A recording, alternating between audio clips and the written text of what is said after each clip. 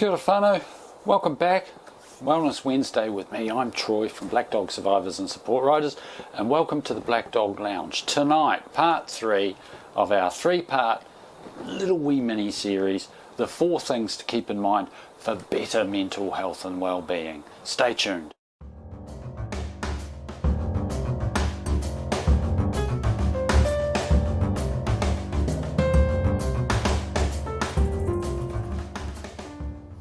Kia ora whānau, welcome back.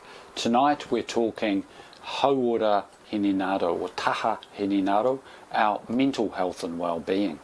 And then at the end we'll just have a quick recap of the 4 key things to keep in mind for better mental health and well-being.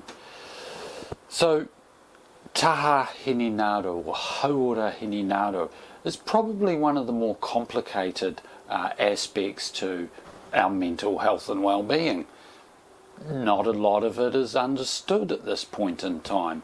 We're still discovering how a lot of medications affect the brain. We're still discovering how some essential nutrients and trace elements within the foods that we eat are affecting our brain. We're still discovering just how the brain works, and I think we're still a long way off from really knowing what's going on upstairs. But there are some things that we can do to help our mental health and well-being. So what are some of the things that we can do? Number 1, absolutely top of the list, is attend to the 3 other taha. Taha tinana, taha wairua, taha whānau. Attend to those. Start fueling our body correctly so that it is providing the correct nutrients and minerals that our brain really needs to repair and regenerate itself. Make sure that we're including adequate rest and relaxation in our day-to-day activities. So looking at our sleep hygiene, for example, has been proven to really help our brain's ability to slide into that REM sleep a lot quicker. Making sure that we're including some mindful practice in our day-to-day activity. For me, one of the most mindful activities that I've ever come across, quite by accident, was motorcycling. When I'm motorcycling, I can't be too wrapped up in my head thinking about, I should have said this, I should have done that, I should have done that, because I'm really focused on what I need to do right now, what's going on in front of me, what's taking place behind me and to the side of me. So it, for me, is a really great mindful practice, and I'm very fortunate I get to practice it every day on my commute to and from work. Having a purpose is probably one of the biggest things that we can do. If we're lacking a little bit of purpose, then nothing else really matters. You can dose me up with all the pills in the world, all the antidepressants and serotonin reuptake inhibitors in the world, and the mood lifters and the mood stabilizers, etc., etc. But if I haven't got a purpose in the world, then what's the point?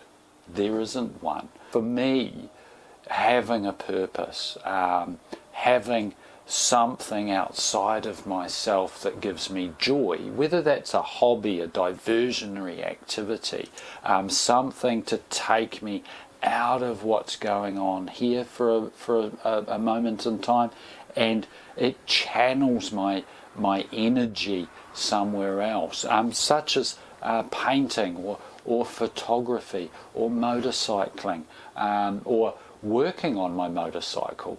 Those are great diversionary activities in of themselves, but I get it, they're not for everyone.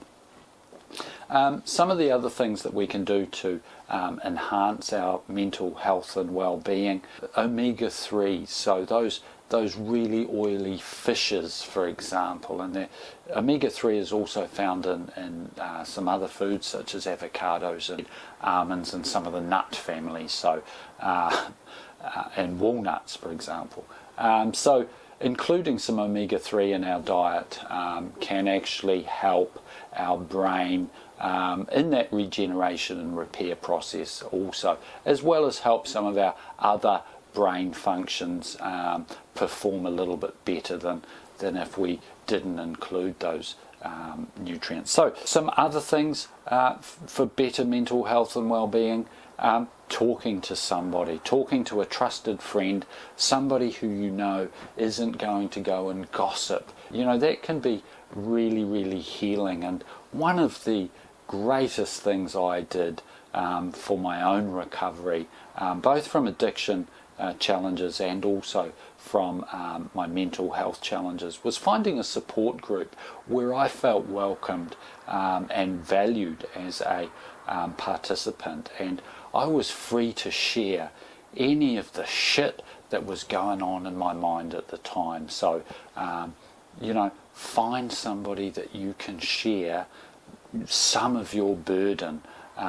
You're not putting anybody out. You know, your loved ones really do care about you. Your friends, your family, they really do care about you. And you're not, you know, you're not a pain in the ass. They would much rather have you share with them than keep it to yourself. So that's another thing that you can do, is find somebody you trust, share some of those difficult times, share the good times also, because that's really important. You will have them. We all have them. And by sharing them with someone, we get to appreciate them just a little bit more. So that's another thing that's really good for our mental health and well-being.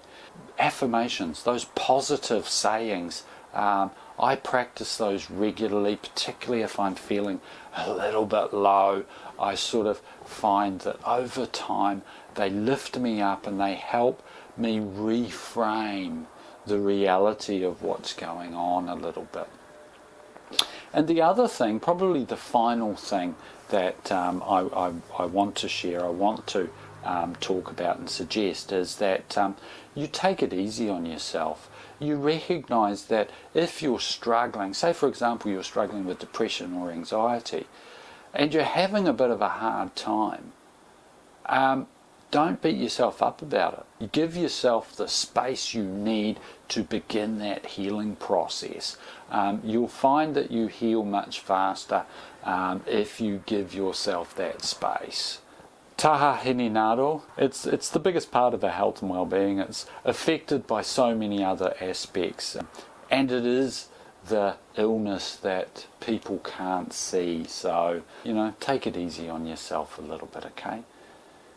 So in this mini-series, we looked at Mason Dury's model of health and well-being that he named Whare Tapa Whā, and he thought that our health problems are much more than just the symptoms. Our health problems from a holistic perspective include our physical health and well-being, our spiritual health and well-being, our family, our friends and our community connections and the impact that has on our health and well-being, and of course our mental health and well-being. And by taking a holistic view of what's going on for us, we stand a much better chance at becoming those resilient, thriving people that we deserve to be. So that's it for tonight. Thanks. I've been Troy. This has been the Black Dog Lounge. I reckon if you made it this far, you really are fantastic. Thank you very much for watching. Don't forget, hit that like button. If you haven't already, think about subscribing, and please feel free to share this video with people you think might benefit from the message within. And next week we begin a new series on mental health and well-being. So thanks for joining us. Leave a comment if you enjoyed what you've seen so far. Take it easy, and we'll catch you next time.